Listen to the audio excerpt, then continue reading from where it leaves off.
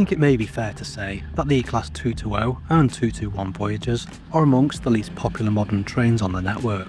This is perhaps more true for the units operated by CrossCountry trains, which is possibly mostly down to how busy the services get, with crowded trains further influencing people's perception of the units.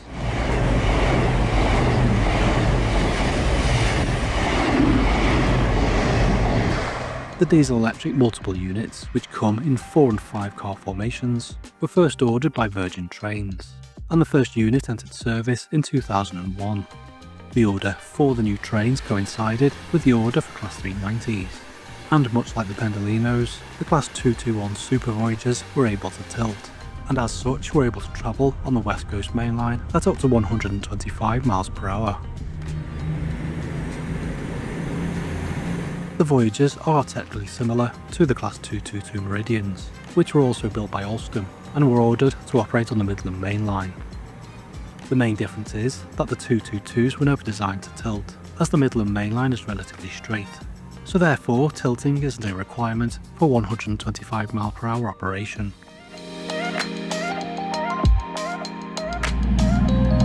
Although all of the Voyagers were initially ordered for Virgin Trains, the units were later split between what are now CrossCountry services operated by Arriva and Virgin West Coast. Virgin retained 20 221s to operate primarily on the North Wales and Chester to Euston service, although they often operated on diagrams from Birmingham to Scotland. The remaining 221 and 220 units remained with CrossCountry. The tilting mechanisms fitted to the 221 Super Voyagers retained by CrossCountry were however disabled, and the hydraulic rams used to tilt the unit were replaced with a rigid bar. This reduced maintenance costs and saved around 5 tonnes per train. The reason for disabling the tilt mechanism was because there were few cross-country routes which could take advantage of the tilt feature, as the TASS system requires trackside balises that were only installed on the West Coast Main Line. While CrossCountry has retained its Voyagers, Avanti West Coast, which took over operation of Intercity West Coast services, has replaced all of the 221 units with bi-mode Class 805s, which are needed to operate on the non-electrified lines from Crewe to Chester and North Wales.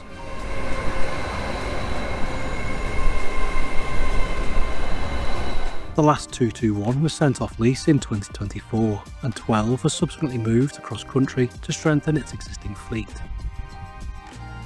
Grand Central has also taken on 2 of the units to operate its King's Cross to Bradford interchange service. There is currently no guaranteed home for the remaining units, as a bid for paths for the open access Wrexham, Shropshire and Midlands railway service that would have used 221s was turned down by the Office for Rail and Road.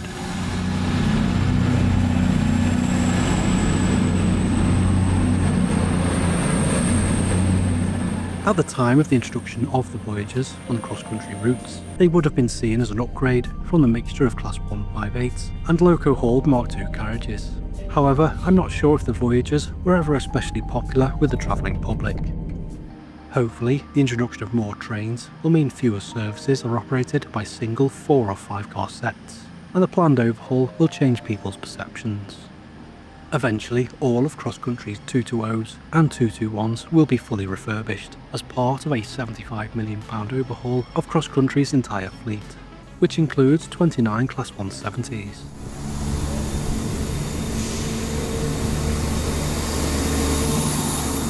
The first Class 220 has now been refurbished, and I was fortunate enough to be invited along to the unveiling of the first refurbished unit at Litchurch Lane in Derby. 220033 has been treated to an extensive refresh, which included fitting new seats, repainting any fixtures and fittings that will be retained, installing new carpets, and wrapping the unit in a distinctive new livery, which I must admit I wasn't sure about to begin with, but I quite like how it looks, now I've seen it in the flesh, so to speak. The existing seat reservation system has been retained, therefore the seating layout remains the same, as does the capacity of 174 standard and 26 first class seats, which seem to provide more legroom and no longer have a metal bar underneath, so you can stretch your legs out a bit more under the seat in front. I'm only around 177 centimetres or 5'10", but the legroom in the airline seats seemed ample to me. The recess at the back of the seats seems a little bit more pronounced than the old seats, and the lack of metal bar makes it feel like there's more legroom overall.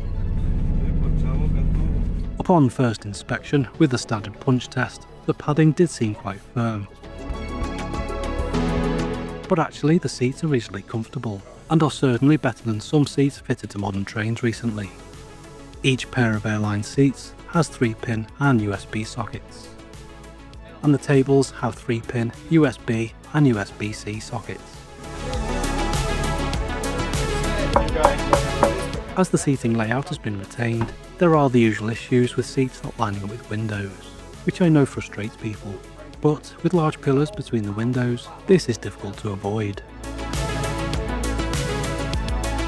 The first class carriage has 2+1 seating, with a very generous amount of room between each pair of seats, between which are charging points and an armrest each. Unfortunately, as the unit was not powered, it wasn't possible to see the new lighting, but the repainted overhead racks, a new coating on the ceiling panels, makes the units look a lot more modern and brighter than the non-refurbished units. I know people have mixed views about interiors being overly bright, but I think it looks much better. The ex-Avanti units have had their tilting mechanisms disabled, and during the refurb I believe the shops will be removed altogether, although I'm not certain what will take its place. Hopefully more luggage or cycle space. Within the refurbished 4-car unit, I could only count 3 hooks for storing bikes and 2 wheelchair spaces, with luggage space remaining largely unchanged. I know not everyone will be won over by the refurb, but I think the Alstom team in Derby has done a great job of modernising the units, and overall I think it's definitely an improvement. I must admit, controversially, I've always had a soft spot for the 221s as trains, but I did find the interiors somewhat claustrophobic. The refreshed interiors, on the other hand, make the units feel bigger on the inside and a much more pleasant place to be. With the first unit now refurbished, passengers should expect to see it on the network within the next few weeks, while a full programme, which involves refurbishing over 300 carriages, is expected to be completed in around 2 years. Just before I go, I'd like to say a massive thank you to the Patreon and YouTube members who support the channel and help to make videos like this possible. If you'd like to add your name to the list below, there are links in the description. And quickly, if you find this video informative, then please give it a like, as it helps my content to get noticed. And let me know what you think of the refurbished unit in the comments.